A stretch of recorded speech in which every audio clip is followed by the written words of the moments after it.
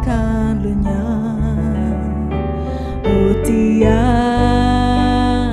ku gelisah akan masa menjelang. Ku berjalan serta Yesus, maka hatiku tenang. Haleluya, puji Tuhan. Selamat pagi Bapak Ibu, saudara kekasih dalam Tuhan. Shalom. Haleluya. Bapak Ibu bersuka cita pagi hari ini. Sungguh saya bersuka cita pagi hari ini karena kita berkumpul kembali bersama-sama, beribadah bersama-sama, datang dalam hadirat Tuhan. Kiranya Tuhan memberikan berkat yang melimpah bagi setiap kita yang merindukan Dia. Haleluya. Saya undang semua untuk bangkit berdiri, kita mau mulai ibadah kita. Kita mau datang dalam hadirat Tuhan. Kita menaikkan ucapan syukur kita kepada Tuhan. Bahwa Dialah Allah yang layak kita sembah dan kita tinggikan. Haleluya. Engkau adalah Bapa kami yang kudus Tuhan. Bapa kami yang mulia, yang mengurapi kami Tuhan, dan memberkati kami senantiasa.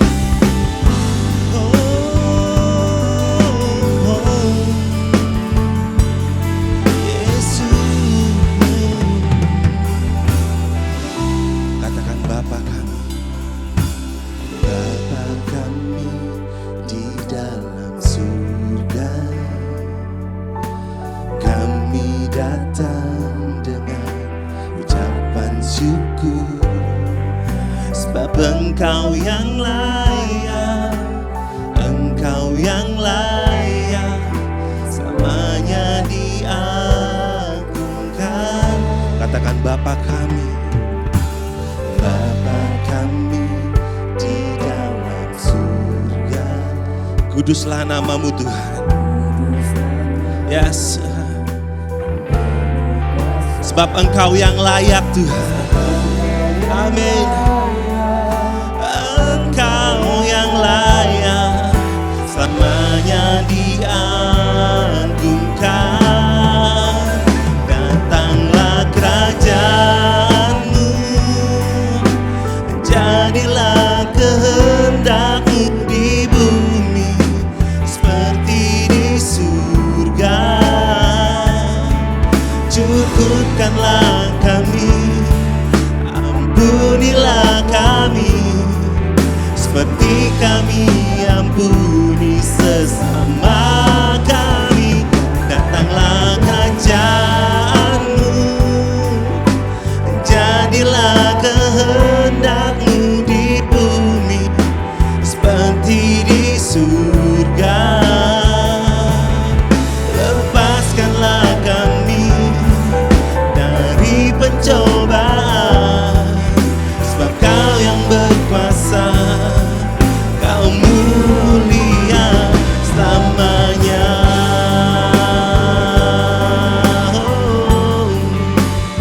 Kau mulia Tuhan, Kau hebat. Bapa kami di dalam surga, kami datang dengan ucapan syukur. Katakan sebab Engkau yang layak Tuhan, Engkau yang layak. Oh Yesus, anggungkan Bapa kami, Bapa kami di dalam surga. Kuduslah nama-Mu.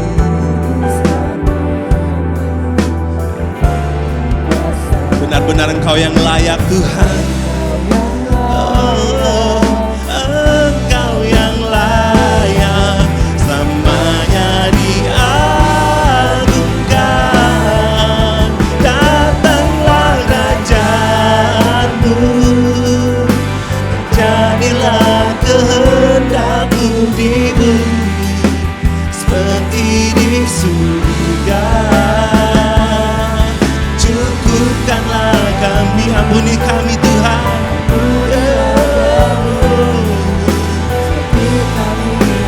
Seperti kami mengampuni orang yang bersalah kepada kami Tuhan.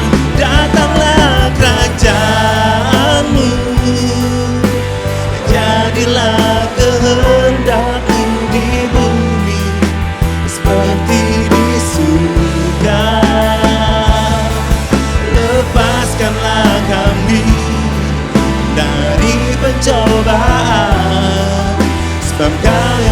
berkuasa. Katakan Engkau mulia Tuhan, Engkau datanglah, datanglah kerajaanmu,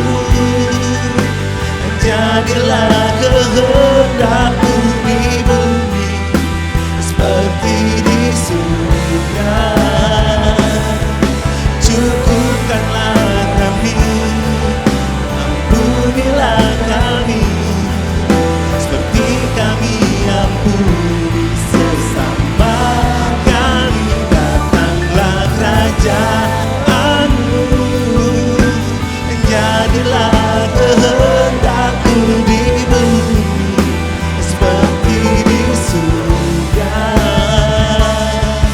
Lepaskanlah kami dari pencobaan, sebab Kau yang berkuasa, Engkau mulia selamanya.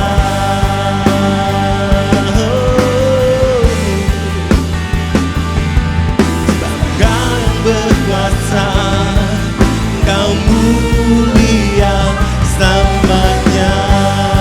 Kau berkuasa Tuhan, sebab Kau yang berkuasa dan mulia selamanya.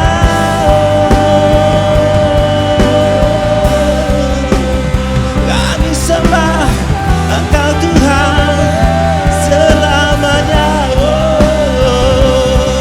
Kau Yesus berkuasa, Yesus berkuasa, Yesus Allah Tuhan yang layak kami sembah. Yes.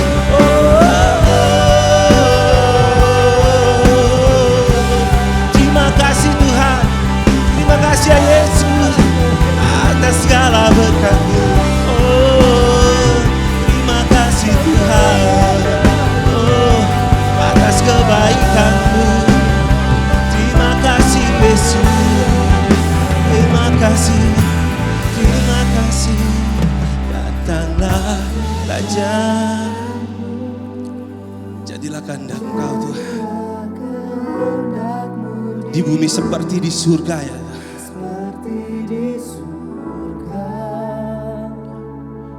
Cukupkanlah kami, ampunilah kami seperti kami ampuni sesama kami. Datanglah kerajaan-Mu Tuhan,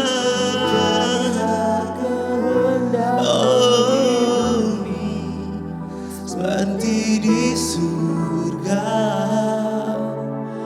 Lepaskanlah kami dari pencobaan, sebab Kau yang berkuasa, Kau mulia selamanya.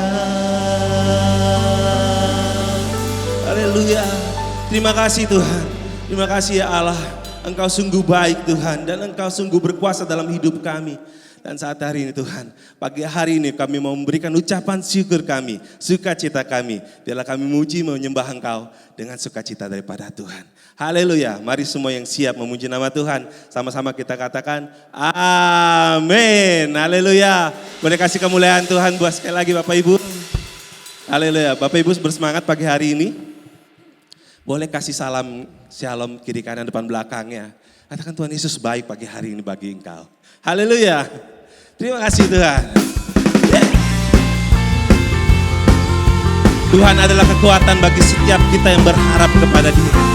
Dia tak akan mengecewakan setiap hamba-hamba. Tuhanlah kekuatan di hidupku, takkan gentar langkahku. Kau angkat tangan setiap kami Tuhan. Kau angkat tanganku di saat ku jatuh. Kaulah sumber kuatku. Lembah yang gelap kan ku lewati, sebab Engkau sertaku. Katakan dengan imanmu saudara, dengan iman imanku ku diselamatkan oleh kuasa Yesusku. Ku angkat tanganku, ku sorakan haleluya. Amin. Engkau yang besar Tuhan. Ku angkat tanganku, nyatakan kau hebat, Allah yang perkasa, berkuasa selamanya.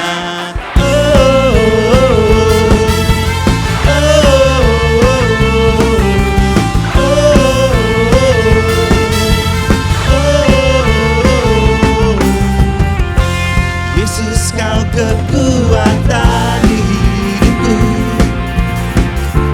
takkan gentar langkahku. Kau angkat tanganku di saat ku jatuh, Engkaulah sumber kuatku.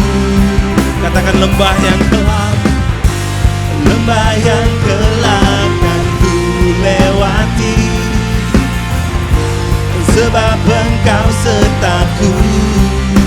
Jangan dimalu, Yesus. Amin. Oleh kuasa Yesusku, Yesusku. Ku angkat tanganku, ku sorakan haleluya. Namamu berkuasa, surga bumi nyatakan.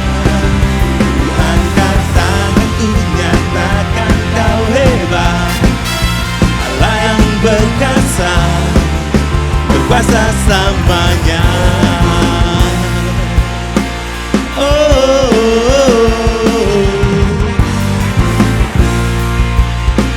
oh,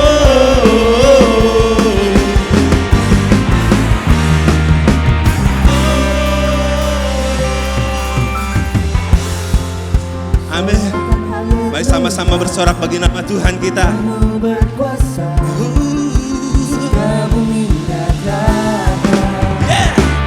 Angkat tanganku, nyatakan kau hebat, Allah yang perkasa, berkuasa selamanya. Ku angkat tanganku, nyatakan haleluya. Surga bumi nyatakan. Ku angkat tanganku, nyatakan kau hebat, Allah yang berkuasa, berkuasa selamanya. Oh, oh, oh. Amin. Boleh kasih tepuk tangan yang terbaik bagi Tuhan kita. Haleluya. Bapak Ibu masih kuat berdiri? Amin. Amin ya. Aminnya kurang semangat. Bapak Ibu masih siap kuat berdiri? Sekali lagi Bapak Ibu masih kuat berdiri? Amin. Boleh kasih kemuliaan buat Tuhan kita. Haleluya. Sungguh alangkah indahnya, sungguh alangkah baiknya bila kita semua berjalan bersama-sama dengan Tuhan, melangkah bersama. Ada di situ ada kekuatan dan kehidupan. Haleluya. Alangkah indahnya hidup di dalam Tuhan, Dia mencurahkan berkat yang melimpah. Katakan alangkah indahnya jalan bersama Tuhan, Dia memberikan kuasa untuk menang. Katakan Yesusku dahsyat, Yesusku dahsyat, ku tak ragu kepadamu. Kau Tuhan yang setia di pihakku. Yesusku dahsyat, tak terbendung kuasamu. Kau yang terhebat, terbesar bagiku. Amin. Kau yang terhebat Tuhan.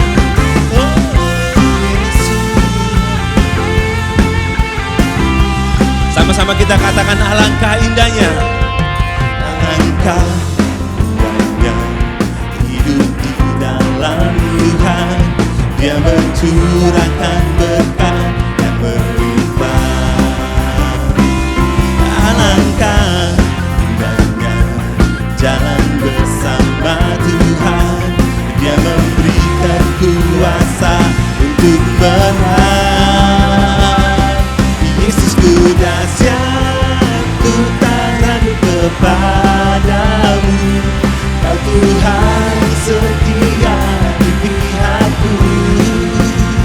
Oh Yesusku dahsyat, amin.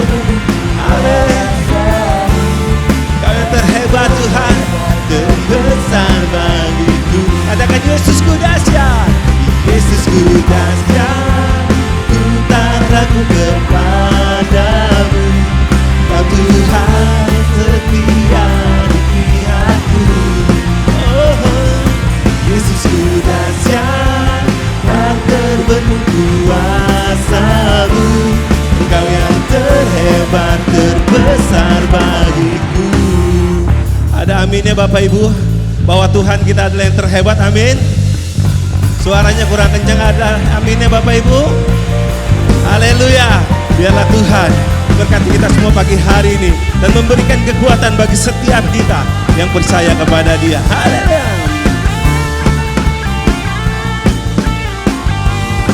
Sama-sama katakan, Yesusku dahsyat, ku tak ragu kepadamu. Kau Tuhan yang setia di pihakku. Yesus dahsyat, amin Tuhan. Engkau adalah yang terhebat Tuhan, terbesar bagiku.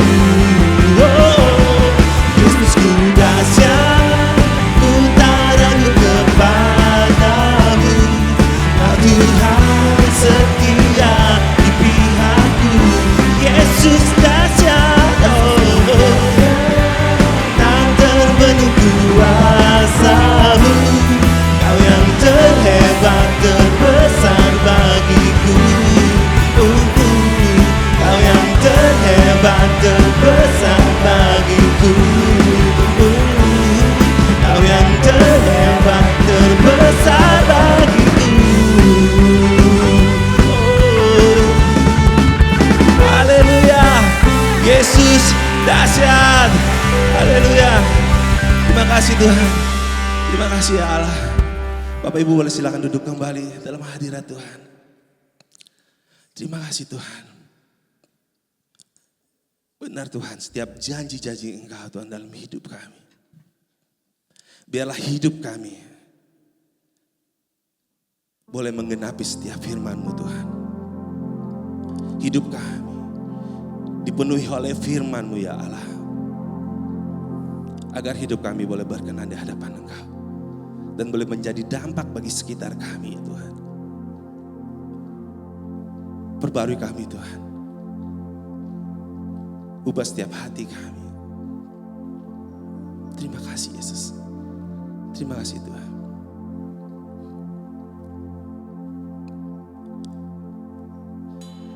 Hidupku menggenapi firman-Mu.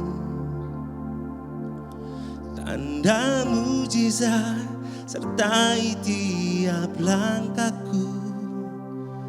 Kau bersamaku di dalamku, jadi bukti kebesaran-Mu. Katakan Tuhan, Engkau sempurna. Tuhan, Kau sempurna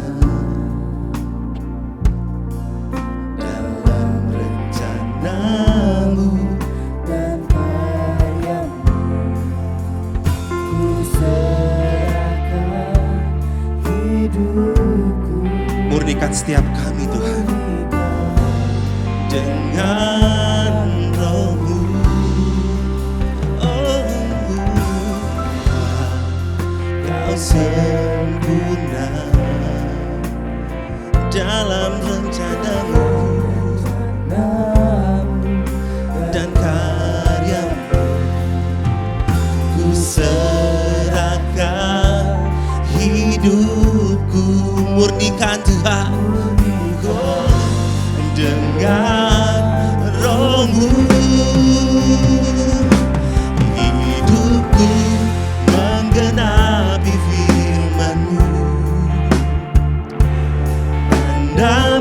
mujizat sertai tiap langkahku. Kau bersamaku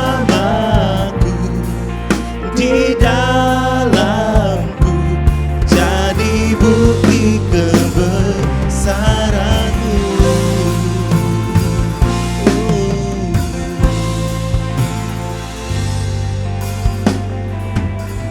Tuhan, Kau sempurna dalam rencana-Mu, oh, dan karya-Mu. Serahkan hidupku, murnikan dengan Roh-Mu. Hidupku menggenapi firman-Mu.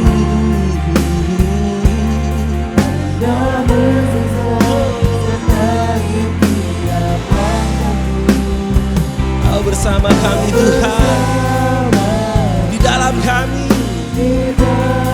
Yesus, jadi bukti hidupku menggenapi firman-Mu. Tanda mujizat,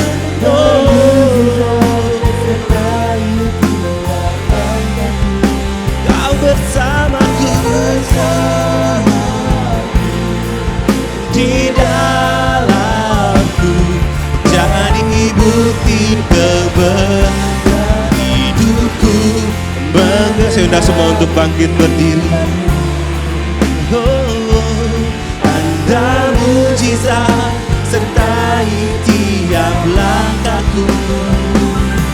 Kau bersamaku di dalamku, jadi bukti kebesaran-Mu. Kau bersamaku, Kau bersamaku di dalamku, jadi bukti kebesaran-Mu. Katakan sekali lagi, Kau bersamaku, Kau bersamaku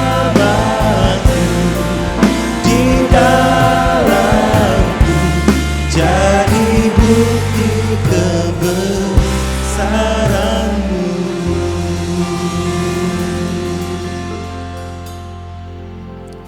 Bersyukur Tuhan untuk pagi hari ini kami boleh dapat berkumpul di tempat ini.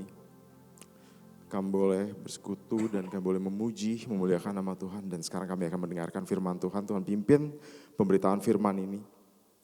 Kiranya setiap kata yang keluar dari mulut hamba-Mu ini berasal dari hati Tuhan dan apa yang Tuhan inginkan nyata dalam gereja kami. Terima kasih Tuhan, Kau mau pimpin pemberitaan firman ini dari awal pertengahan hingga akhir. Kami berdoa hanya dalam nama Tuhan Yesus Allah kami yang hidup. Amin. Silakan duduk saudara-saudara. Terima kasih tim PW dan tim musik.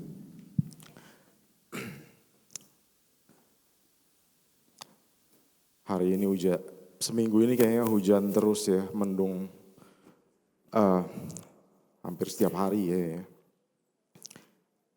Mesti jaga kesehatan ini. Ya, kemarin saya pas ulang tahun juga sakit langsung 2 minggu kayaknya KO gitu ya. Masih ada sisa-sisanya. Tapi udah aman sih, udah aman. Aku curiga apa ini COVID gitu ya atau gimana gitu, nggak ngecek sih. Tapi ya puji Tuhan udah oke sekarang. Oke, jadi hari ini kita akan membahas mengenai God's will atau kehendak Allah. Ya, thank you untuk Ciwilis yang udah ngasih tema dan berat juga ini temanya gitu ya. Dan kita hari ini akan belajar mengenai kehendak Allah.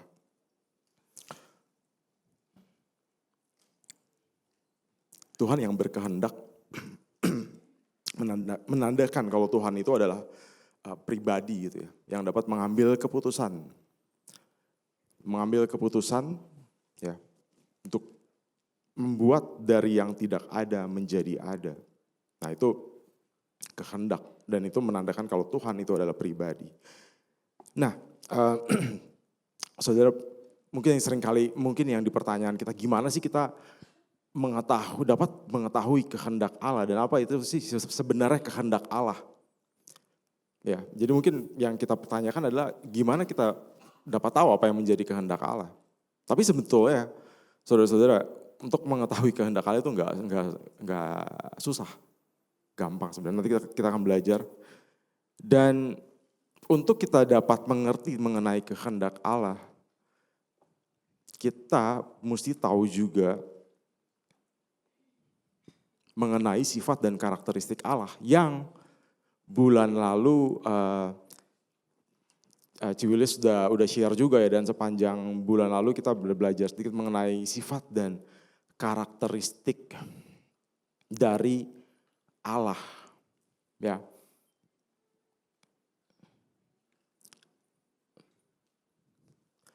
Sifat dan karakteristik Allah ini aku nggak bakal bahas, cuman ya ada adil, kasih, mulia, baik, suci, setia, sempurna, bijak, dia nggak berubah, dia kekal, dia esa, dia maha hadir, maha tahu, maha kuasa, dan dia juga Allah yang Tritunggal. Nah, kenapa untuk mengetahui kehendak Allah, kita juga mesti tahu sifat dan karakteristik Allah. Karena saudara-saudara, yang menjadi kehendak Tuhan, yang menjadi keinginan Tuhan, yang menjadi kehendak Tuhan itu akan berjalan selurus dengan sifat dan karakteristik Allah yang adil, yang kasih, yang mulia, yang baik, yang suci, yang setia, sempurna. Setiap karakteristik Allah ini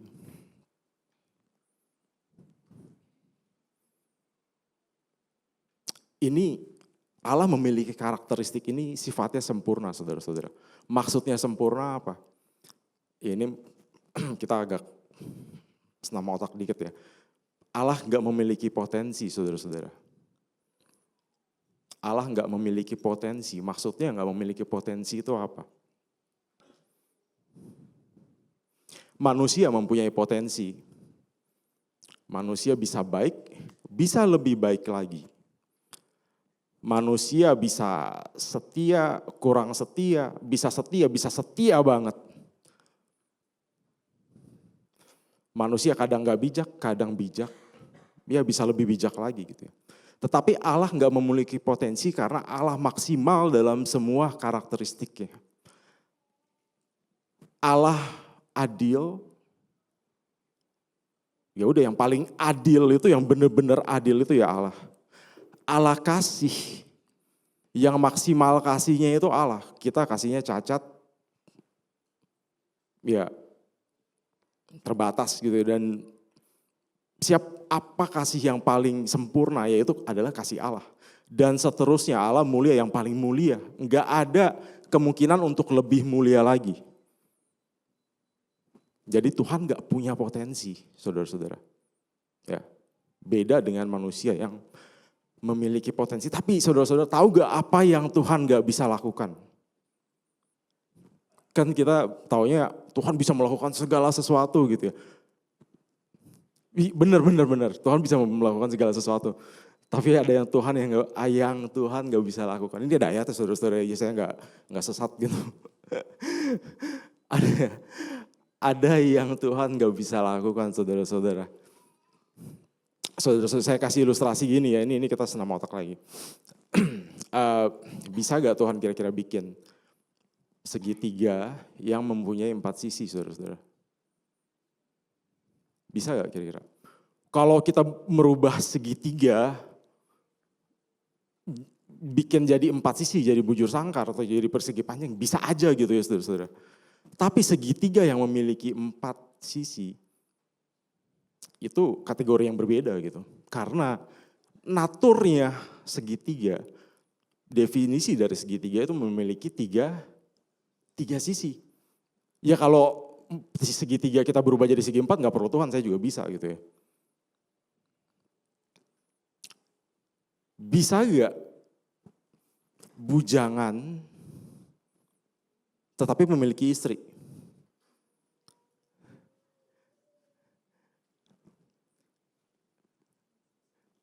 Enggak maksudnya saudara-saudara.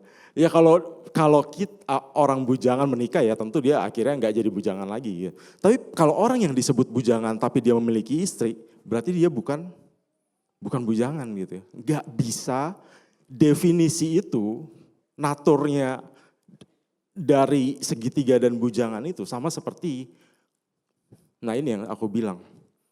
Tuhan nggak bisa keluar dari natur-naturnya ini, dari sifat dan karakteristiknya. Dia adil, dia kasih, dia mulia, dia baik, dia suci, dia setia, dia bijak, dia nggak berubah, dia kekal. Tuhan nggak bisa keluar dari natur-naturnya ini.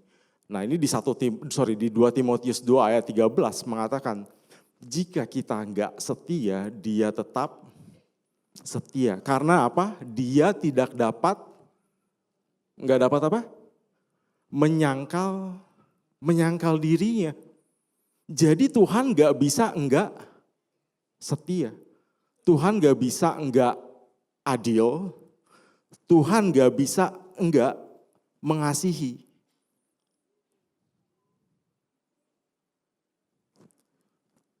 Ini ngerti ya saudara-saudara ya? Ngerti ya saudara-saudara ya? Jadi Tuhan gak bisa keluar dari naturnya, Tuhan gak bisa keluar dari sifat dan karakteristiknya. Jadi pada saat kita mau mengerti apa yang menjadi kehendak Allah, kita juga mesti tahu apa yang menjadi sifat dan karakteristik dari Tuhan. Karena kehendak Allah gak akan keluar dari sifat dan karakteristik Tuhan.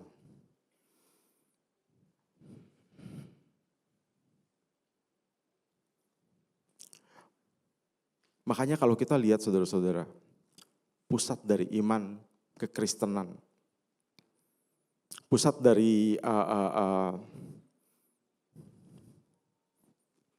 inti dari kekristenan yaitu kelahiran, kematian dan kebangkitan Kristus.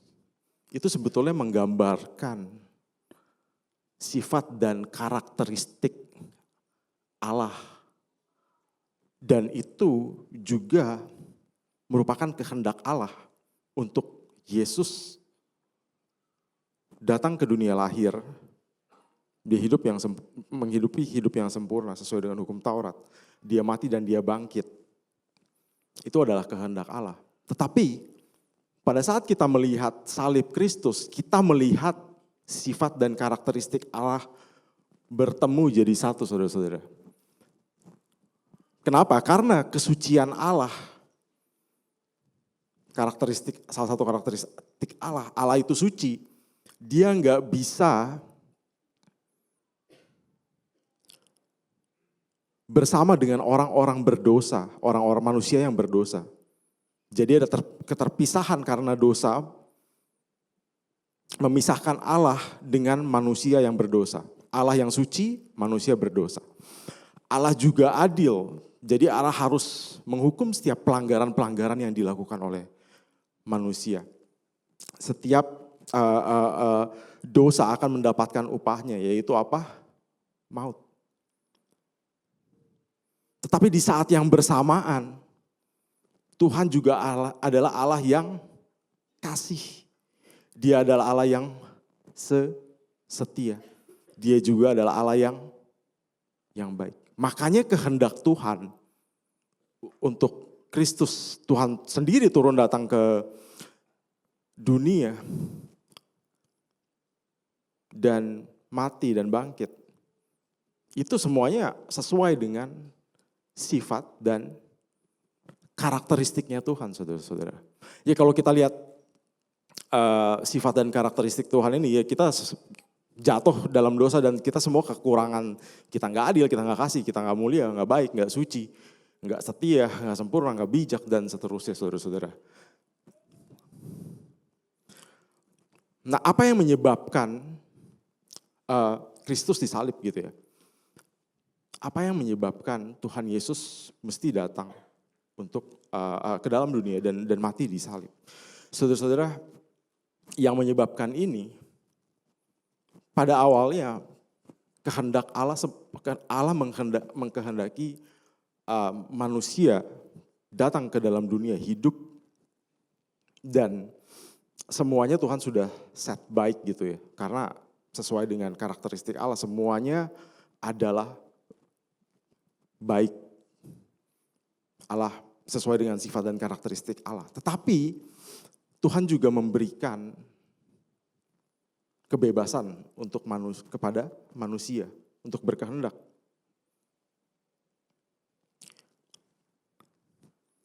Tuhan memberikan manusia kebebasan untuk hidup dalam kehendak Tuhan atau hidup menurut kehendak mereka sendiri, saudara-saudara.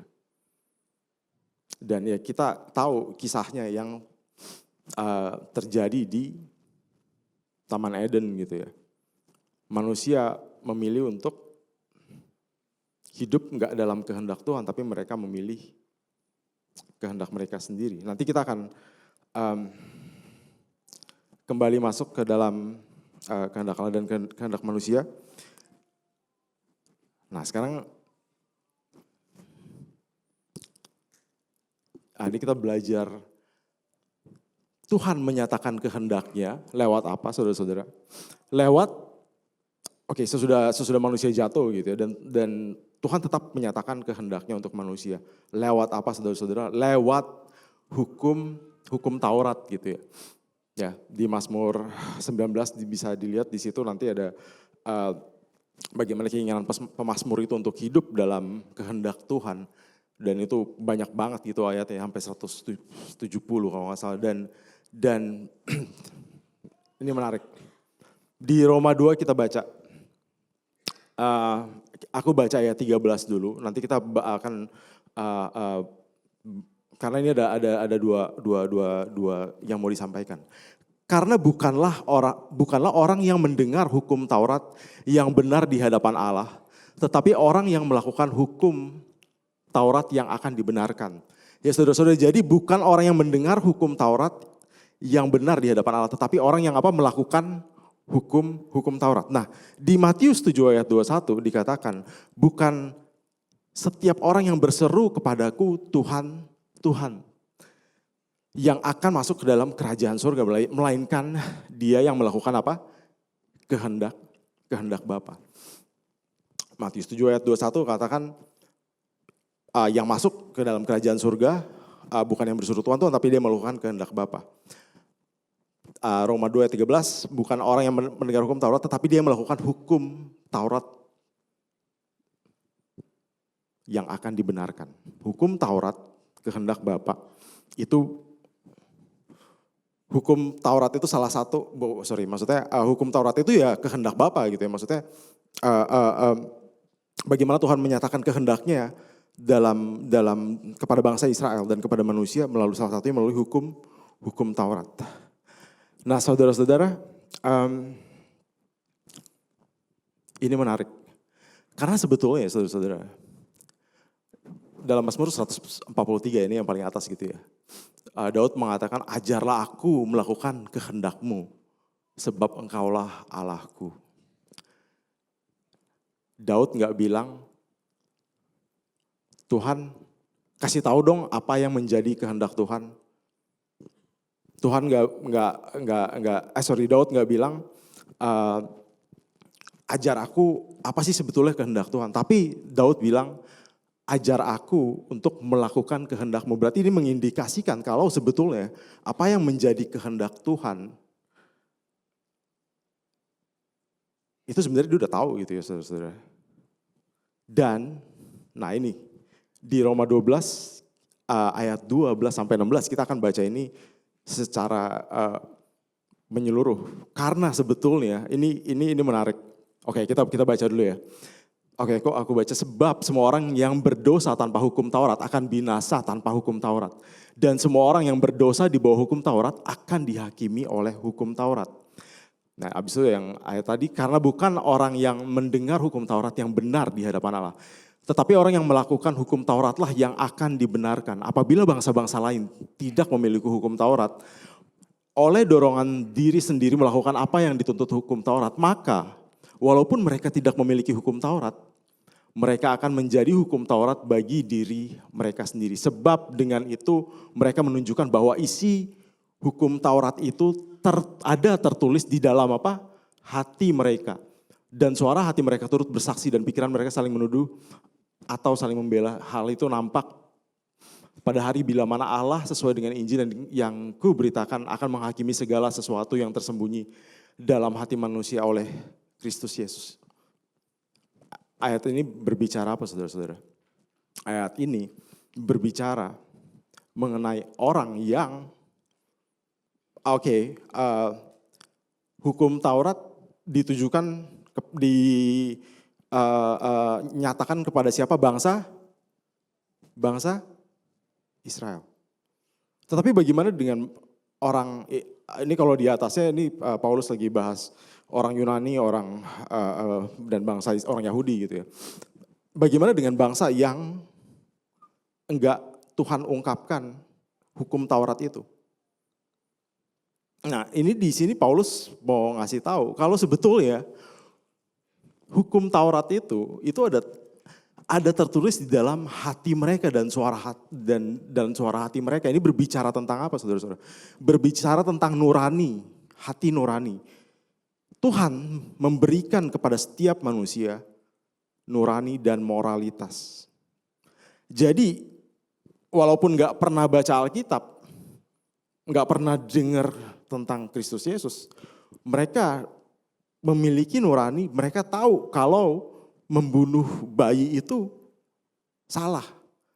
Ya, mereka tahu mungkin memperkosa itu salah dalam hati mereka.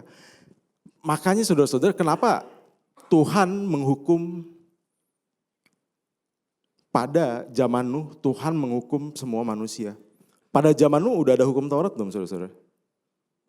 Udah keluar hukum Taurat pada zaman Nuh?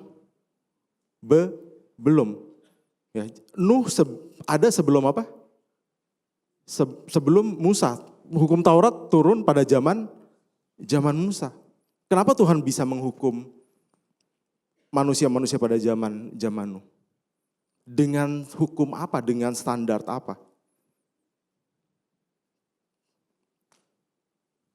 Karena sebetulnya manusia tahu hukum Taurat itu ada tertulis di hati, ada tertulis dalam hati saudara. Yeremia 31 yang nubuatan perjanjian baru itu juga menyebut Tuhan akan menulis hukum Taurat di dalam hati manusia. Jadi kehendak Allah, kita manusia diciptakan segambar dan serupa dengan Allah. Jadi manusia, Tuhan memberikan nurani, tuntunan gitu ya, bagi setiap manusia. Jadi untuk mengetahui mana yang benar, mana yang salah. Dan ini Roma 12 menjelaskan itu. Nah, makanya ini pada abad 18, pada saat Nietzsche gitu ya. Nietzsche ini filsuf abad 18, dia ini orang gak percaya Tuhan. Dan dia menyatakan God is dead, Tuhan itu mati pada abad ke-18. Tuhan itu mati dan menariknya apa yang Nietzsche ungkapkan ini bukanlah sesuatu penghinaan terhadap agama atau kekristenan gitu ya. Tapi ini semacam suatu nubuatan gitu. Karena walaupun dia gak percaya Tuhan, dia tahu apa yang menjadi dasar moralitas manusia pada zaman itu. Dan moralitas manusia pada zaman itu terbentuk dari budaya kekristenan. Dan pada saat dia bilang God is dead, dia juga bilang air apa yang ada sama kita untuk membersihkan diri kita sendiri. Ya, dan festival pengampunan apa dan permainan suci apa yang akan kita ciptakan gitu. Maksudnya apa saudara-saudara? Maksudnya dia tahu pada saat dia bilang Tuhan itu mati, akan ada bahaya yang mengikuti, yaitu apa? Moralitas yang hilang. Karena moralitas itu terbentuk dari budaya kekristenan dan mereka memiliki budaya yang baik gitu ya, maksudnya nggak sempurna tapi oke gitu, karena sesudah Nietzsche mengatakan seperti ini di abad ke-19, apa yang terjadi saudara-saudara adalah perang dunia ke-1, perang dunia ke-2, Nazi keluar, komunis keluar, dan pada abad ke-19 manusia membunuh manusia itu jumlahnya jauh lebih banyak dibandingkan sepanjang sejarah manusia hidup, saudara-saudara. Jadi ya Nietzsche pada zaman ini, pada saat dia mengatakan God is dead, dia sedang memberitahu gitu. Pada saat, kenapa dia sebut God is dead gitu ya? Karena pada zaman itu, zaman modern, saudara-saudara, pengetahuan naik, manusia lebih memilih rasionalisme daripada Tuhan, dan pada saat itu teori evolusi Darwin naik ke permukaan dan gereja nggak bisa menjawab. Kesannya Tuhan itu udah nggak rasional gitu. Tapi kalau mau bahas detail ya enggak gitu. Dan orang di Barat pada zaman itu mereka berpikir dengan rasio dan yang terjadi ya si Nietzsche mengatakan seperti ini. Dan apa yang dia katakan betul. Apa yang dia katakan terjadi. Oke, ini berat nih saudara-saudara. Dan oke, ini kita berarti pertanyaannya, oke. Apa yang Tuhan inginkan untuk hidup kita, saudara-saudara? Apa yang Tuhan inginkan? Apa kehendak Tuhan? Apa yang Tuhan inginkan atas kehidupan kita?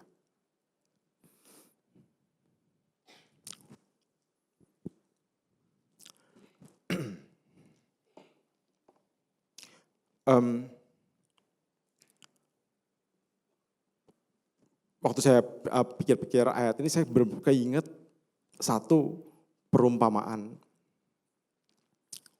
Tuhan Yesus gitu ya, di Matius 25. Nah ini kemarin ternyata Bu Mega udah agak ada singgung dikit. Tapi kita akan lihat perumpamaan tentang talenta ini. Dan kita akan bahas perumpamaan tentang talenta. Sebab hal kerajaan surga sama seperti seorang yang mau berpergian ke luar negeri, yang memanggil hamba-hambanya dan mempercayakan hartanya kepada mereka. Nah ini tahu ya semua perumpamaannya, yang seorang diberikan 5, seorang lagi 2, satu lagi 1, masing-masing menurut kesanggupannya. Lalu ia berangkat, segera pergilah hamba yang menerima 5 talenta itu menjalankan uang itu, lalu ia beroleh laba 5 talenta. Hamba yang menerima 2 talenta itu pun berbuat demikian juga dan berlaba 2 talenta. Tetapi hamba yang menerima 1 talenta itu pergi dan menggali lubang di dalam tanah lalu menyembunyikan uang tuannya.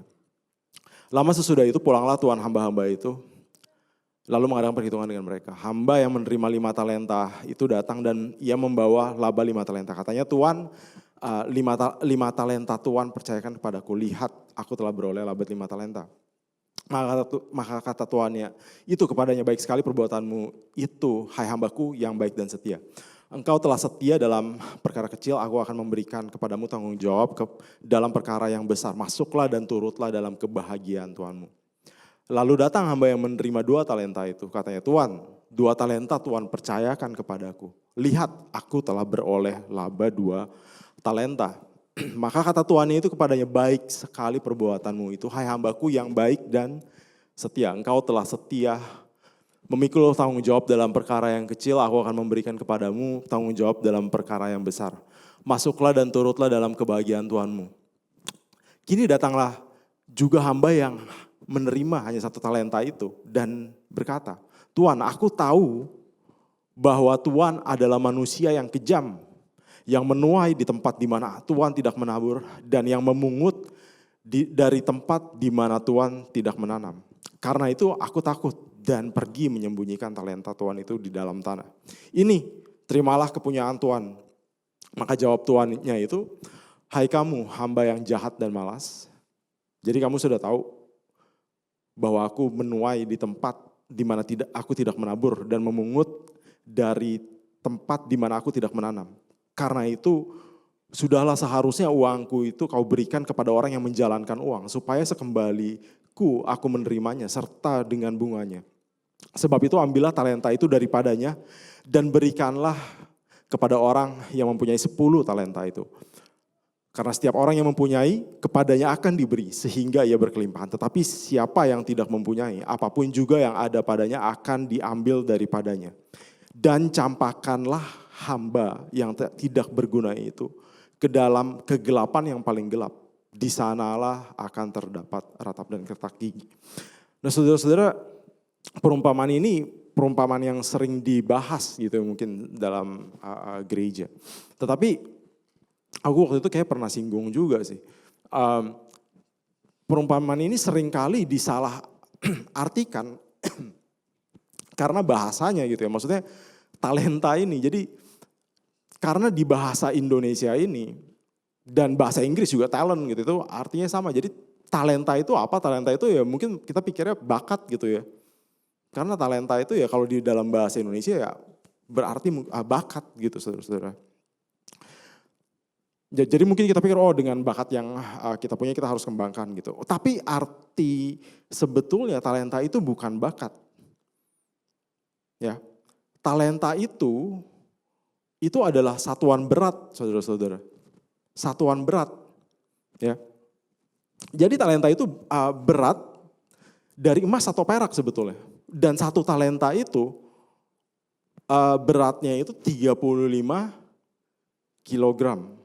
Satu talenta berat 35 kilogram. Jadi kalau satu talenta kita convert ke rupiah gitu ya. Misalnya kita asumsi 1 gram emas sekarang berapa? Ada yang tahu? Ya aku taruh 1 juta aja gitu ya. Maksudnya kayaknya lebih gitu ya. Kira-kira 1 juta setauku sih udah lebih gitu. Kalau kita taruh 1 juta aja, satu talenta itu udah seharga dirupiahkan 35 miliar. Nah, mungkin itu nilai yang gak kecil ya saudara-saudara. Banyak orang mungkin kerja seumur hidup juga belum tentu mendapatkan jumlah nilai itu gitu 30 miliar. Itu jumlah yang sangat besar. Nah jadi berbicara tentang talenta ini, jadi sebetulnya talenta itu apa saudara-saudara? Apa yang Tuhan percayakan kepada kita gitu ya? Apa yang Tuhan percayakan kepada kita? Jadi talenta ini, saya akan share ada 2. Yang pertama adalah, talenta ini adalah semua hal yang Tuhan sudah percayakan kepada kita. Ini meliputi semua aspek saudara-saudara. Dari tubuh kita, dari harta kita, dari tanggung jawab yang ada di dalam hidup kita, keluarga kita, termasuk mungkin bakat kita juga, talent yang seringkali itu juga mungkin bisa termasuk. Jadi pada saat perumpamaan talenta ini disampaikan, talenta ini berbicara tentang apa? Tentang keseluruh aspek hidup kita. Itu yang pertama. Yang harus kita pertanggungjawabkan, saudara-saudara. Yang harus kita pertanggungjawabkan kepada Tuhan.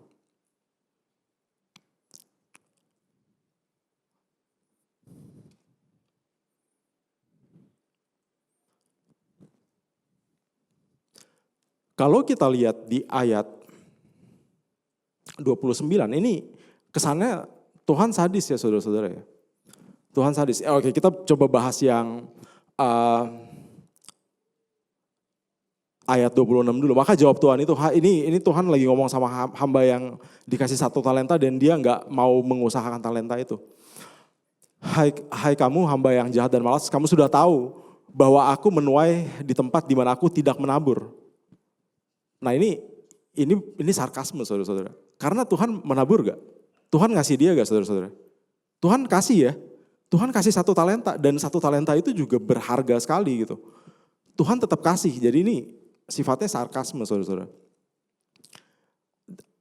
Bahwa aku menuai di tempat di mana aku tidak menabur dan memungut dari tempat di mana aku tidak menanam. Karena itu sudahlah, nah ini kita bahas, karena itu sudahlah seharusnya uang itu kau berikan kepada orang yang menjalankan uang supaya sekembaliku aku menerimanya serta dengan bunganya. Sebab itu ambillah talenta itu daripadanya, berikanlah kepada orang yang mempunyai 10 talenta itu. Oke, ini perhatikan karena setiap orang yang mempunyai kepadanya akan diberi sehingga ia berkelimpahan. Tetapi siapa yang tidak mempunyai, apapun juga yang ada padanya akan diambil daripadanya. Maksudnya mempunyai itu kira-kira apa saudara-saudara? Mempunyai apa?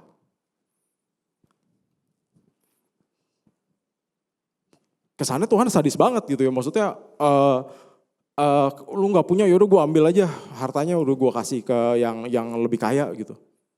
Ini berbicara tentang apa saudara-saudara? Mempunyai apa yang dimaksud di sini? Oke, kita lihat ya saudara-saudara, ini yang dimaksud mempunyai apa? Itu kita lihat di ayat 23 kita bisa lihat ini respon Tuhan kepada hamba yang dikasih 2 talenta. Baik sekali perbuatanmu itu, hai hambaku yang baik dan setia. Engkau telah setia memikul tanggung jawab dalam perkara yang kecil, aku akan memberikan kepadamu tanggung jawab dalam perkara yang besar. Engkau telah setia memikul apa? Tanggung jawab. Karena kepada setiap 3 hambanya ini diberikan masing-masing talenta walaupun jumlahnya berbeda-beda. Tetapi apa yang tidak dimiliki oleh hamba yang dikasih 1 talenta ini saudara-saudara? Apa? Tanggung jawab. Semuanya dikasih talenta, 3-tiganya dikasih talenta. Tetapi yang gak dimiliki oleh hamba yang dikasih 1 talenta itu apa? Tanggung jawab. Jadi perumpamaan talenta tentang talenta ini berbicara tentang kita mengambil tanggung jawab kepada apa sih yang Tuhan sudah berikan kepada kita. Seluruh aspek kehidupan kita. Makanya dalam kekristenan saudara-saudara, kita mesti memiliki konsep yang benar. Kalau apa yang kita miliki semuanya itu sebetulnya bukan punya kita saudara-saudara. Semuanya itu Tuhan kasih untuk kita. Dan kita mesti apa? Kita mesti memiliki ini, stewardship. Apa itu stewardship? Stewardship itu bahasa Indonesianya penata layanan gitu ya. Maksudnya apa? Merriam-Webster Dictionary bilang stewardship itu kita mengatur, mengawasi dan memanage sesuatu dengan hati-hati dan bertanggung jawab dan memanage kepada sesuatu yang dipercayakan kepada kita. Sesuatu hal yang dipercayakan kepada kita. Jadi apa yang kita miliki dalam hidup kita saat sekarang ini saudara-saudara, itu bukanlah milik kita, tetapi itu adalah sesuatu yang Tuhan percayakan kepada kita. Dan kita harus memiliki stewardship ini. Kita mesti bisa mengelola dengan baik dan bertanggung jawab atas apa yang Tuhan beri dalam hidup kita. Nah saudara-saudara yang menarik adalah ini. Tadi aku bilang ada 2 ya.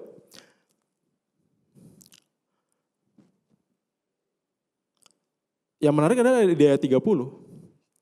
Dan campakkanlah hamba yang tidak berguna itu ke dalam kegelapan yang paling gelap. Di sana akan terdapat ratap dan kertak gigi.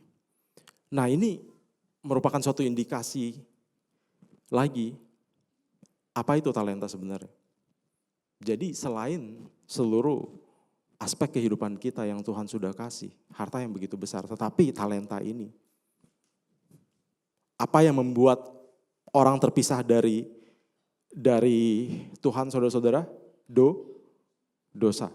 Ya ini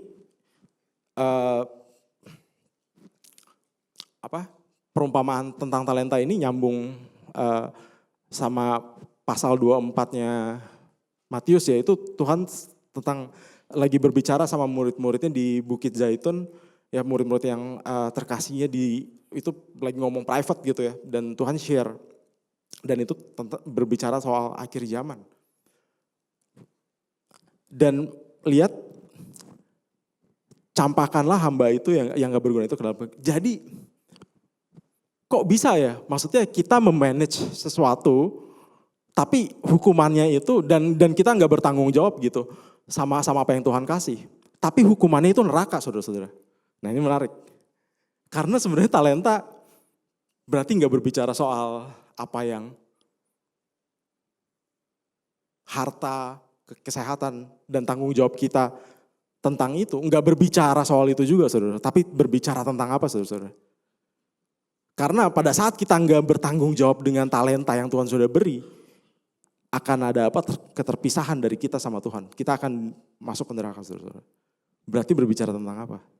Berbicara tentang iman, saudara-saudara. Berbicara mengenai iman kita sama Tuhan Yesus.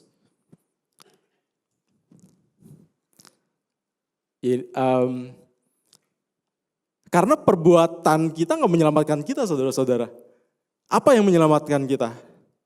Apa kata Paulus di Efesus? Apakah iman kita nggak menyelamatkan? Yang menyelamatkan apa? Kasih karunia. Tadi saya salah ngomong ya. Perbuatan kita nggak menyelamatkan ya. Perbuatan kita nggak menyelamatkan. Apa yang menyelamatkan kita, saudara-saudara? Iman. Iman kita kepada siapa? Kepada Tuhan. Jadi talenta ini yang paling kecil, yang begitu berharga, itu berbicara soal mengenai Injil keselamatan yang kita sudah terima, yang sudah saudara dengar. Pertanyaannya, apakah Injil itu tertanam dan berbuah dalam hidup saudara? Ingat perumpamaan tentang penabur, the sower gitu ya, penabur.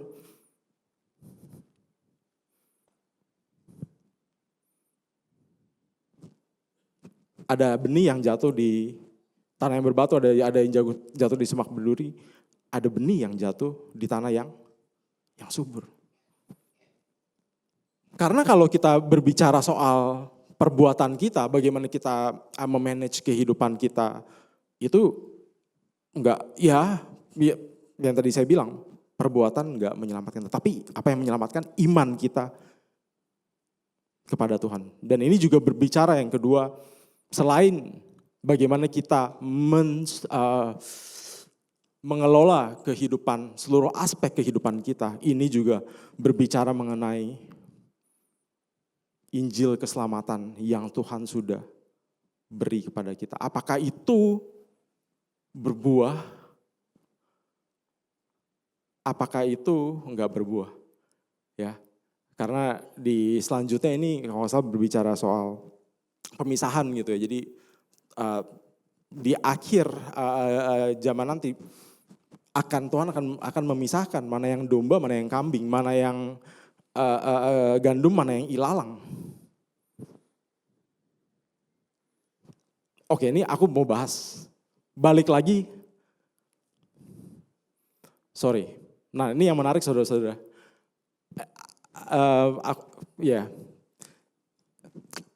Karena di ayat 30 dibilang, oke ini kita bahas sedikit ya saudara. Di ayat 30 ini, dikatakan campakkanlah hamba itu yang gak berguna itu ke dalam kegelapan yang paling gelap. Nah saudara ini berbicara mengenai neraka gitu. Dan yang menarik adalah konsep Alkitab tentang neraka ini, coba kita lihat di Wahyu gitu ya.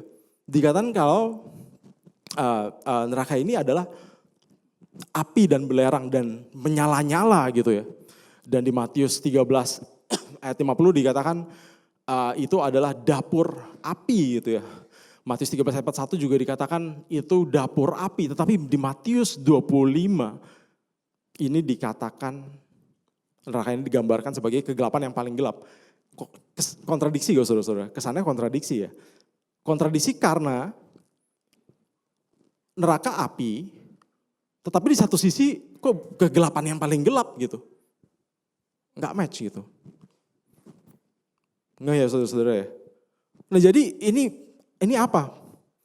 Jadi ini adalah metafora sebetulnya saudara-saudara. Ini adalah metafora, ini adalah apa ya? Kiasan gitu. Kita dapat melihat lebih jelas pada saat Paulus bilang seperti ini di 2 Tesalonika. Mereka ini akan menjalani hukuman kebinasan selama-lamanya. Nah ini dibilang apa? Dijauhkan dari apa? Hadirat Tuhan, dari kemuliaan, dari kekuatannya. Jadi semua sifat dan karakteristik Tuhan ini di neraka itu akan nggak ada saudara-saudara. Kita hidup, ini kita hidup nama teorinya mungkin kayak common grace gitu. Jadi orang yang nggak percaya itu bisa menikmati karunia Tuhan. Kita bisa menikmati hujan, kita bisa menikmati kebahagiaan. Tetapi ada masanya, ada waktunya, pada saat itu Tuhan akan minta pertanggungjawaban kita atas hidup kita, pertanggungjawaban kita atas respon kita terhadap panggilan Tuhan, terhadap Injil keselamatan. Dan pada saat itu Tuhan akan memisahkan mana yang domba, mana yang kambing, mana yang gandum, mana yang ilalang. Tuhan akan memisahkan saudara-saudara. Dan keterpisahan itu akan mengakibatkan kita terpisah daripada Tuhan. Kita akan jauh dari hadirat Tuhan dan kemuliaan dan kekuatannya. Kita hidup dalam hukum saudara-saudara, hukum alam. Saya lempar ini jatuh. Ya, badan kita semuanya itu ada hitungannya, ada hukumnya. Ya, tekanan darah kita itu ada hukumnya. Saya pernah bahas gitu ya kayak sebelumnya. Siapa yang menentukan semuanya itu? Siapa yang ngeset hukum-hukum di alam di badan kita saudara-saudara? Tuhan yang atur semuanya saudara. Dan pada saat hukum itu Tuhan jauh, Tuhan gak ada lagi. Dan kita akan jauh dari hadirat Tuhan dan semuanya itu gak ada hukumnya. Neraka itu apa? Neraka itu adalah dosa yang dikarantina. Dan orang yang masuk neraka mengalami keterpisahan yang abadi daripada Tuhan. Dan berarti surga berbicara apa saudara-saudara? Surga berbicara ya di Wahyu dikatakan seperti permata, cahaya permata. Dan oke, tapi intinya adalah di berarti kalau neraka itu keterpisahan daripada Tuhan, berarti surga itu adalah tempat di mana Tuhan berada, saudara-saudara. Surga itu adalah tempat di mana Tuhan berada. Oke, kita bisa pakai istilah emas apa segala macam. Tapi intinya surga itu adalah tahta Allah, tempat di mana Tuhan berada, saudara-saudara. Nah, balik lagi kepada kehendak Allah dan kehendak manusia.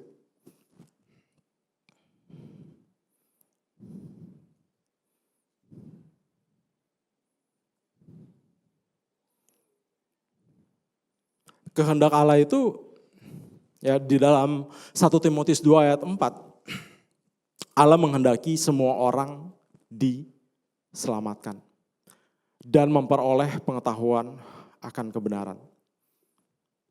Tetapi saudara-saudara, pertanyaannya, itu kehendak Tuhan ya. Bagaimana dengan kehendak manusia? Apakah semua orang ingin bersama-sama dengan Tuhan?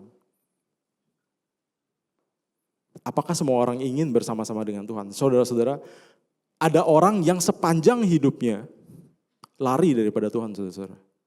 Mereka nggak mau mengenal Tuhan, Mereka gak mau ke gereja, gak mau mencari Tuhan, gak mau mencari kebenaran, gak mau mempelajari firman Tuhan. Mereka hidup untuk diri mereka sendiri. Bahkan banyak juga mereka yang gak hidup dalam kehendak Tuhan, mereka melanggar moralitas mereka gitu, hati nurani mereka.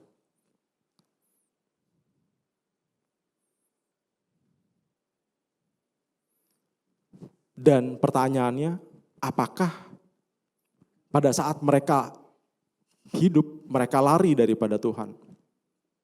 Mereka nggak mau bersama-sama dengan Tuhan. Dan pertanyaannya, apakah pada saat nanti mereka bertemu dengan Tuhan, Tuhan akan memaksakan kehendaknya? Ya lu udah sepanjang hidup lu udah hidup lari daripada Tuhan, berarti nanti pada saat mereka mati Tuhan akan memaksa mereka, oh yaudah lu datang sama gue,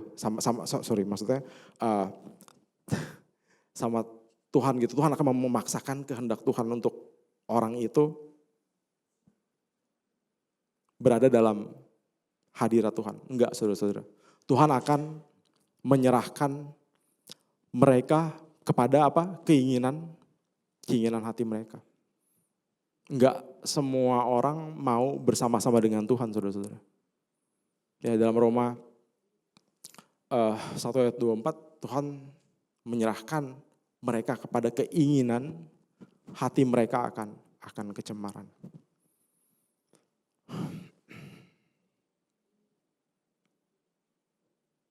Di ayat 32 dikatakan, sebab walaupun mereka mengetahui tuntutan hukum Allah, yaitu bahwa setiap orang yang melakukan hal demikian patut dihukum mati, mereka bukan saja melakukannya sendiri, tapi mereka juga setuju dengan mereka yang melakukannya.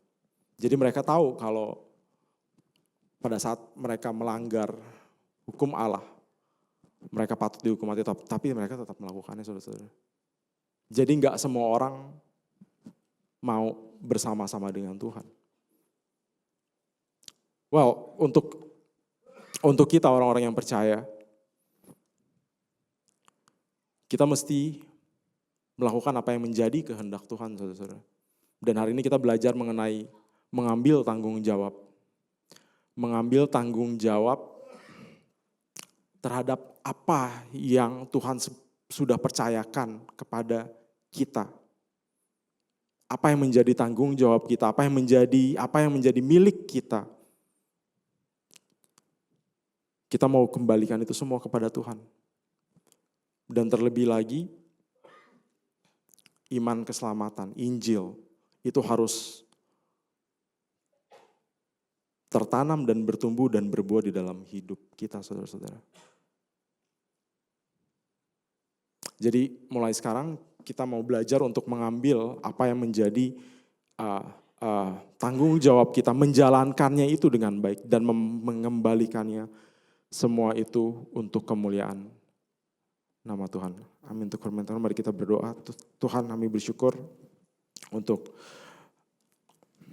pemberitaan firman pada pagi hari ini. Dan ajar kami Bapa untuk kami dapat hidup seturut dengan kehendak Tuhan. Mampukan kami untuk kami melakukan apa yang menjadi kehendak-Mu, karena kami tahu itu enggak gampang, tapi kami percaya Roh Kudus akan memampukan kami untuk kami dapat melakukannya. Roh Kudus mampukan kami, mampukan jemaat GBI Jelambar Timur untuk kami dapat hidup seturut dan sesuai dengan kehendak Allah. Dan Tuhan ajar kami juga untuk kami dapat mengambil tanggung jawab untuk apa semua yang Tuhan sudah percayakan dalam hidup kami. Baik itu tubuh kami, harta kami, baik itu pelayanan kami, keluarga kami, talenta kami, bakat kami. Apapun itu yang Tuhan sudah percayakan dalam hidup kami, mampukan kami untuk kami dapat mengembangkannya untuk kemuliaan nama Tuhan. Terima kasih ya Tuhan, kami bersyukur untuk pemberitaan firman pada pagi hari ini. Hanya di dalam nama Tuhan Yesus kami berdoa dan mengucap syukur. Amin. Saya mengundang pelayan Perjamuan Kudus untuk maju dan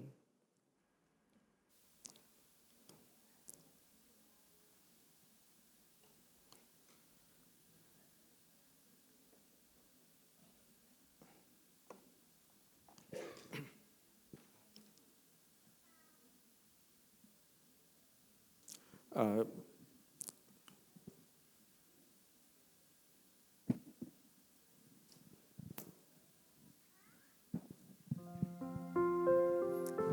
kita mau naikkan tuh pujian karya terbesar.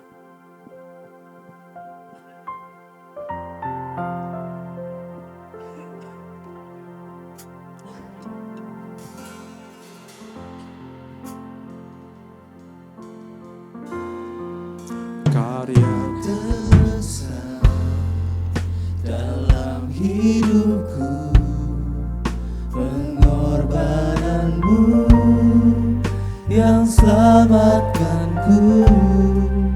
Engkaulah harta yang tak ternilai, yang ku miliki dan ku hargai. Yesus, Engkau ku kagumi.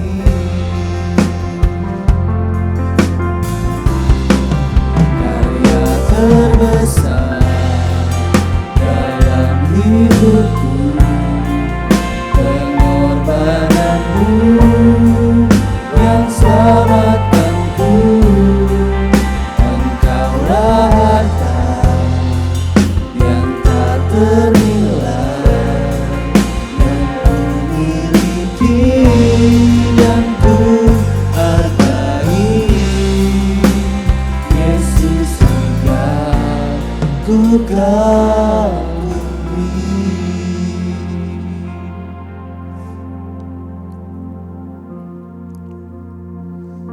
Kami bersyukur Tuhan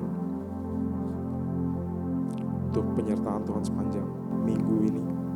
Dan pada saat sekarang ini kami akan memperingati kebaikan Tuhan. Kami akan mengingat kasih setia Tuhan dan pengorbanan Tuhan yang begitu besar dalam kehidupan kami. Kami bersyukur untuk pengorbanan Tuhan di kayu salib, dan mampukan kami untuk kami dapat selalu bersyukur akan hal itu Tuhan, dan mampukan kami untuk kami dapat enggak menyia-nyiakan apa yang menjadi pengorbanan Tuhan dalam hidup kami. Mampukan kami untuk kami dapat hidup sesuai dengan kehendak Tuhan, karena kasih-Mu, kesetiaan Tuhan sungguh besar dalam hidup kami.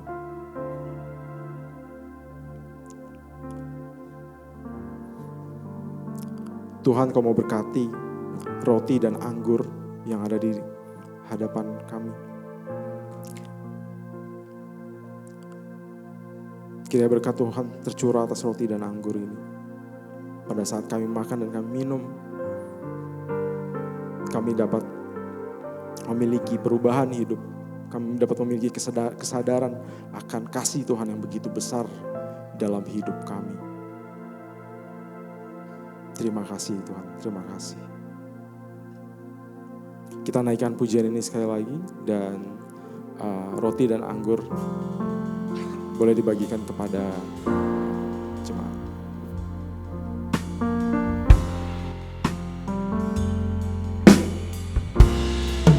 Karya terbesar dalam hidupku, pengorbananmu yang selamatkanku. Engkaulah harta yang tak ternilai,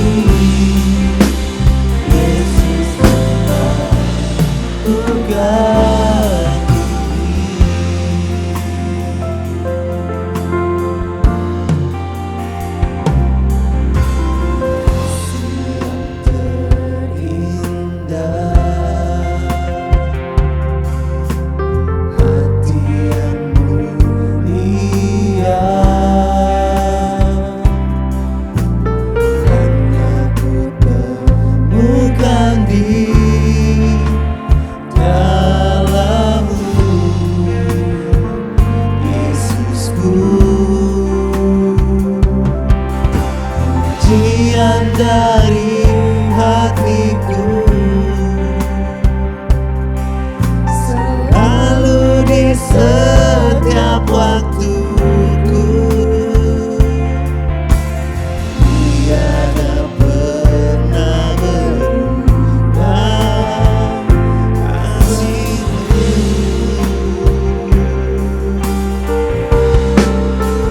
yang terbesar dalam hidupku, pengorbananmu yang selamatkanku. Engkaulah harta yang tak ternilai yang ku miliki dan ku hargai. Yesus, Engkau ku kagumi.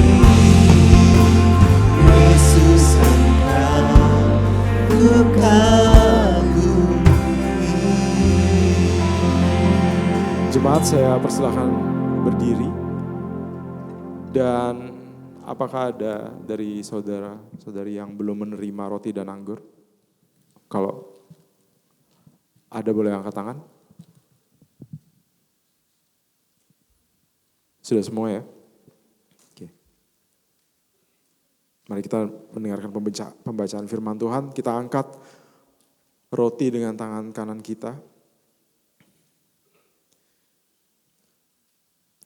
Sebab apa yang telah kuteruskan kepadamu, telah aku terima dari Tuhan, yaitu bahwa Tuhan Yesus pada malam waktu ia diserahkan, mengambil roti, dan sesudah itu ia mengucap syukur atasnya, ia memecah-mecahkannya, dan berkata, inilah tubuhku yang diserahkan bagi kamu, perbuatlah ini menjadi peringatan akan aku. Kita makan roti ini.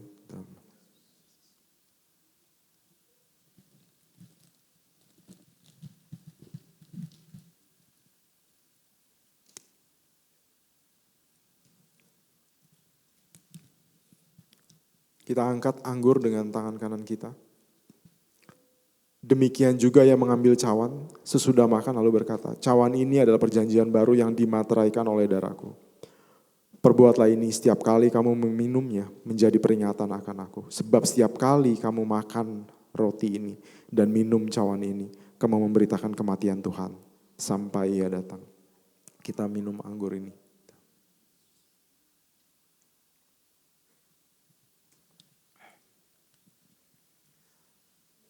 Terima kasih Tuhan. Kami bersyukur atas kasih setia Tuhan. Terima kasih Tuhan. Terima kasih. Terima kasih Tuhan. Terima kasih Tuhan untuk pengorbanan-Mu, untuk kasih setiamu yang begitu luar biasa. Dan Tuhan mampukan kami untuk kami dapat selalu mengingat kebaikan Tuhan, pengorbanan Tuhan. Dan kami dapat menghidupi setiap hidup kami sesuai dengan kehendak Tuhan. Agar kami tidak mengecewakan Tuhan. Dan kami sadar begitu besar pengorbanan Tuhan akan kami. Terima kasih Tuhan, terima kasih Tuhan. Kami bersyukur ya Bapa. Terima kasih Tuhan, kami bersyukur untuk pengorbanan-Mu dan kami bersyukur untuk perjamuan kudus yang sudah kami lakukan pada saat pagi hari ini. Terima kasih Tuhan, kami mengucap syukur hanya di dalam nama Tuhan Yesus. Amin. Silakan duduk saudara-saudara.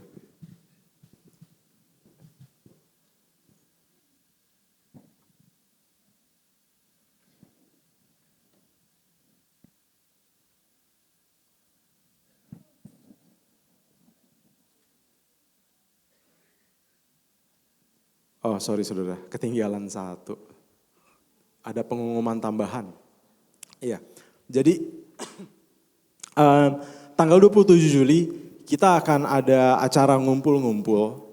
Nah ini untuk jemaat yang apa bahasanya penikmat kopi ya, bukan peminum katanya. Ya, jadi ini untuk jemaat yang penikmat kopi. Nah, nanti akan ada hostnya, itu salah satu jemaat kita, dia itu pro lah, ya, pro pembuat kopi gitu ya. Nggak mau disebut namanya. Jadi ini bakal seru banget, kita akan bincang mengenai kopi, kita akan discuss mengenai ya yang suka kopi. Dan mungkin nanti juga dia bisa share mungkin tentang aspek bisnis daripada kopi kayak gitu. Jadi kalau ada yang mau belajar dan ada yang penikmat kopi mau ikutan boleh, tapi ini tempatnya terbatas ya saudara-saudara. Ini karena nanti semua akan minum kopi gitu ya. Jadi kalau banyak-banyak mahal banget jadinya. Jadi mesti ada kuotanya saudara-saudara. Enggak, bukan maksudnya juga bikinnya kan lama gitu. Soalnya bikin cuma satu orang gitu. Yang bikin cuma satu orang. Jadi cuman terbatas untuk 25 orang aja ya. Nah ini nanti yang mau ikutan boleh ke siapa ya? Calvina kali ya. Ke Calvina boleh ya. Tahu kan Calvina? Ya ke sekretariat. Daftar aja bilang mau ikutan. Acaranya bulan Juli bulan ini tanggal 27 jam 2 siang. Oke, sekian. Yuk.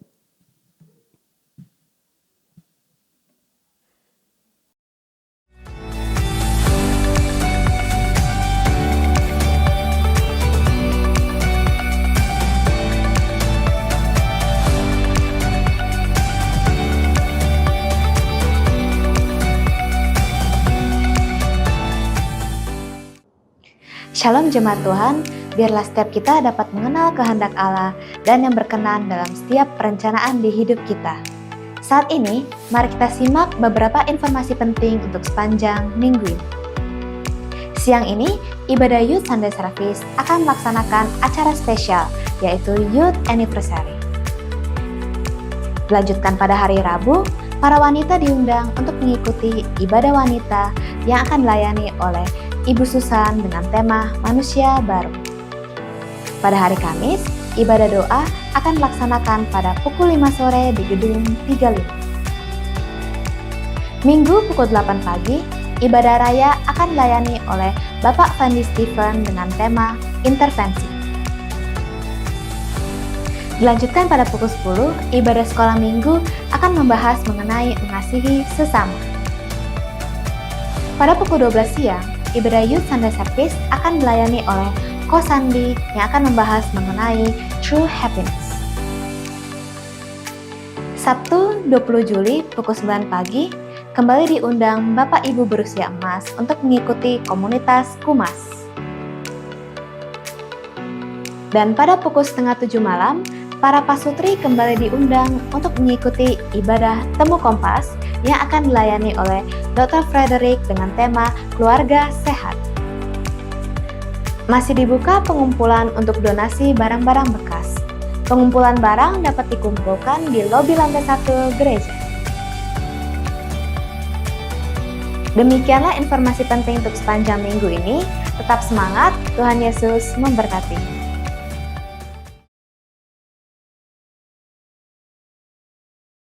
Amin untuk firman Tuhan pagi hari ini. Saya dan segenap jemaat tempat ini mengucapkan banyak terima kasih untuk Bapak Gembala, Bapak Sandi dan segenap pelayan perjamuan kudus. Tuhan Yesus memberkati. Saya menyambut untuk Bapak Ibu yang baru pertama kali hadir di tempat ini bersama dengan kita beribadah. Selamat datang dan kami mengundang kembali Bapak Ibu boleh join bersama kami di minggu-minggu berikutnya. Dan ada satu lagi pengumuman, bagi Bapak Ibu yang peserta baptisan air, baik yang sudah mengembalikan formulir ataupun mau mendaftarkan diri, menyusul mendaftarkan diri, selesai ibadah ini berkumpul di tempat ini habis ini di lantai 3 bertemu dengan Ibu Wilis. Jadi sekali lagi bagi Bapak Ibu yang udah mendaftarkan baptisan air, yang sudah mengembalikan formulir ataupun belum atau mendaftar menyusul, boleh bertemu di tempat ini dengan Ibu Wilis di lantai 3 ya. Oke. Saat ini kita mau memberikan persembahan kita akan dijalankan 2 kali. Dan bagi Bapak Ibu yang mengikuti ibadah secara online, Bapak Ibu dapat memberikan persembahan melalui transfer ke rekening gereja kita atau scan barcode yang tertera di layar Bapak Ibu.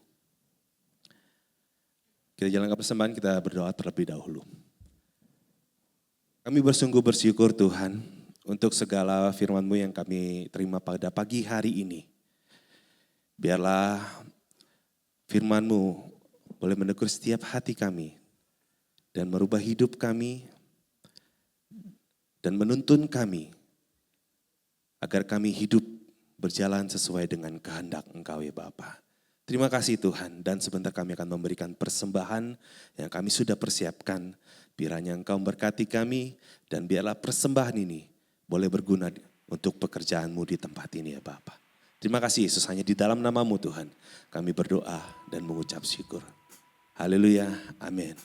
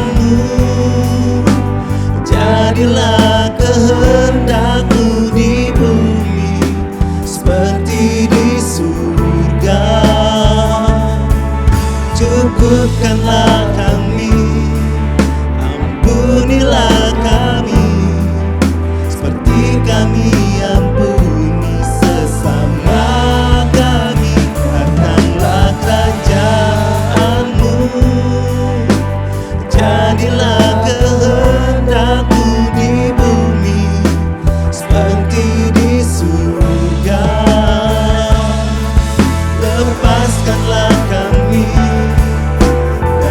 pencobaan, Engkau yang berkuasa, Engkau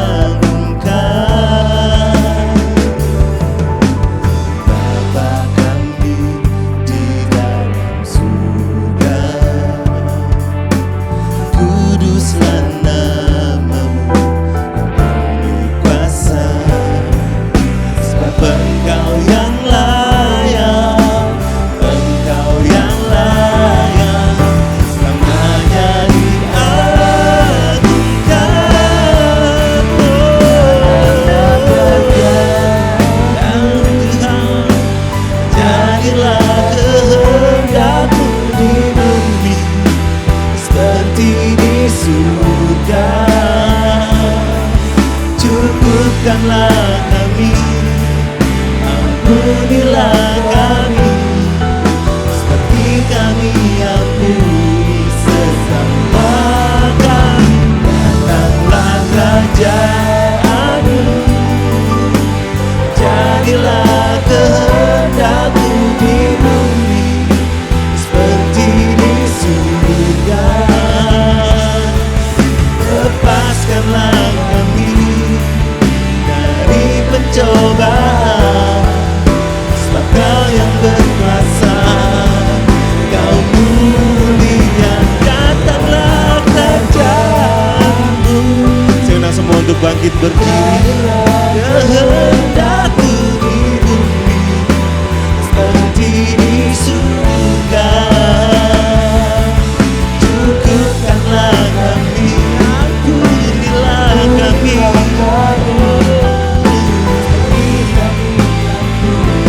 sesama kami.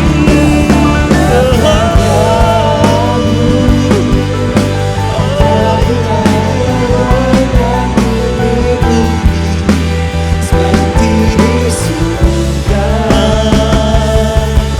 Lepaskanlah kami dari pencobaan, Kau yang berkuasa, Kau mulia selamanya.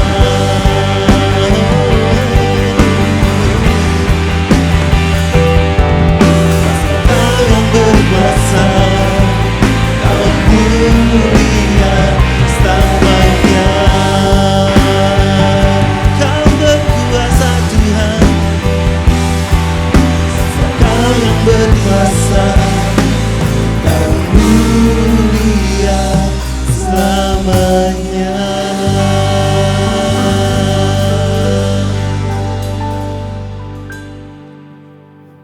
Bersyukur untuk hari ini Bapak kami boleh dapat beribadah. Dan Tuhan, Kau mau berkati Bapak setiap jemaat GBI Lambar Timur di tempat ini. Tuhan, mereka yang mengalami kelemahan, sakit, Tuhan kiranya Kau mau memberikan mereka kesembuhan. Kami mohon kesembuhan yang daripada Tuhan. Mereka yang mengalami kesulitan ekonomi, mengalami kebutuhan dalam pekerjaan, Tuhan kiranya juga Tuhan mau tolong, Tuhan Kau mau pulihkan, Tuhan mau sediakan. Tuhan sertai jemaat GBI Lambar Timur di tempat ini. Apa yang menjadi usaha mereka, apa yang menjadi pekerjaan mereka, tanggung jawab mereka, mereka di sekolah, mereka di dunia pekerjaan, mereka dalam rumah keluarga, Tuhan sertai, Tuhan pimpin. Dan Tuhan ajar kami untuk kami dapat menjadi anak Tuhan yang melakukan tanggung jawab terhadap apa yang Tuhan sudah percayakan dalam hidup kami. Apapun itu yang Tuhan sudah percayakan di dalam hidup kami. Terlebih lagi iman kepada Tuhan. Mampukan kami untuk kami dapat bertanggung jawab kami, karena kami tahu suatu saat Tuhan akan menuntut tanggung jawab itu daripada kami. Dan pada saat kami bertemu Tuhan, kami berdoa untuk semua jemaat di tempat ini, agar Tuhan dapat berkata kepada semua jemaat GBI Lambar Timur, Engkau adalah hamba yang baik dan yang setia. Terima kasih Tuhan. Terima kasih, kami bersyukur untuk hari ini, kami bersyukur untuk ibadah hari ini. Dan jemaat yang terkasih, angkatlah tanganmu dan terimalah berkat daripada Tuhan.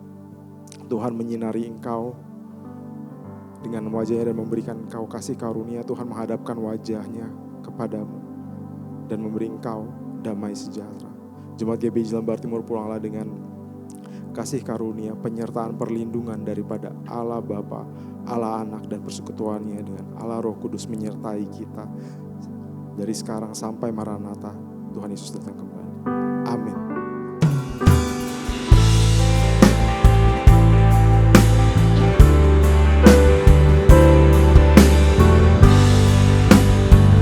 Kami memuji kebesaran-Mu, kami membuat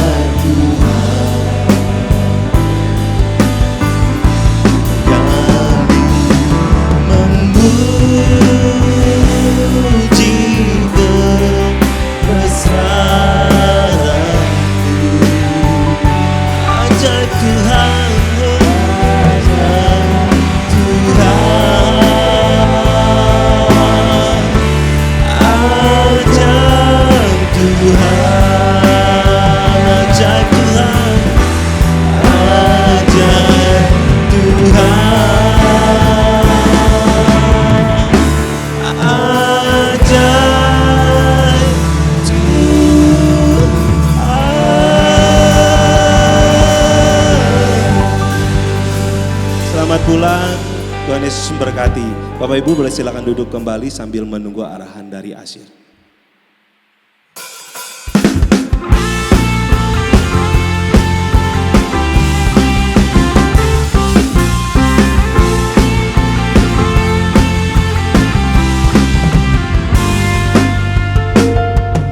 Alangkah indahnya hidup di dalam Tuhan, Dia mencurahkan berkat melimpah. Alangkah indahnya jalan bersama Tuhan, Dia memberikan kekuatan untuk menang. Yesus ku kasihan, tak ragu kepadamu, Kau Tuhan setia di pihakku. Yesus ku kasihan, tak menunggu